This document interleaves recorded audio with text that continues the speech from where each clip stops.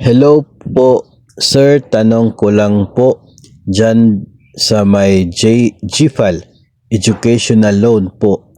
Pwede ba mismo ang borrower po kung kasalukuyan ang schooling po niya?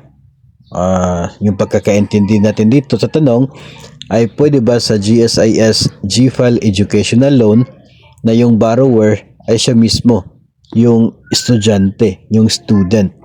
So, ang sagot po natin dyan ay hindi. No, hindi po pwede. Kasi dito po sa GFAL Educational Loan, dalawang different individuals talaga sila. Iba si maker, yung borrower, iba po yung si student beneficiary. Na siya yung estudyante, siya din po yung beneficiary ng loan.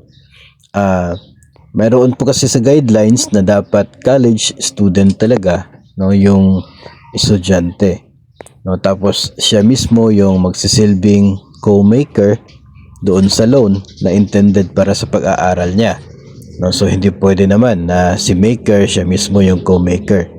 Tapos ang sinasabi po doon, dapat kumukuha ng bachelor's degree, no, private or public school, 4 or 5 years na pag-aaral. So dahil po yun ang requirement, so masasabi po natin na hindi pwede itong si borrower mismo na maging beneficiary para po sa GFAL Educational Loan.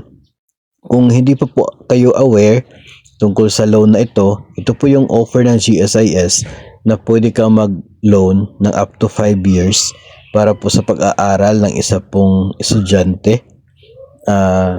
Tapos maximum of 100,000 per school year yung pwede po na ma-avail.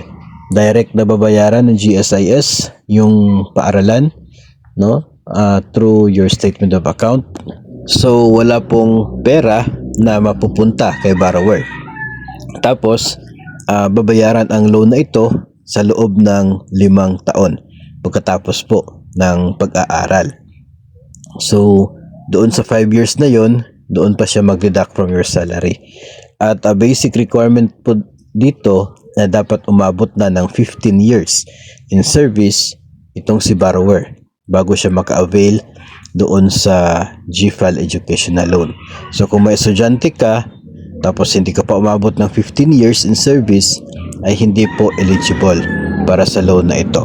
So yun po ang isang bagay tungkol po dito sa educational loan na offer ng GSIS para po sa kanyang mga miyembro. So baka po other loans na lamang yung pwede po niyong applyan if you are schooling, no. Baka pwede po kayo mag-apply ng MPL para magagamit niyo pambayad sa tuition at sa mga needs sa paaralan. Pero dito po sa GFAL Educational Loan ay hindi po siya pwede kung ikaw mismo yung nag-aaral para po sa inyong pong masteral o kaya sa doctorate degree.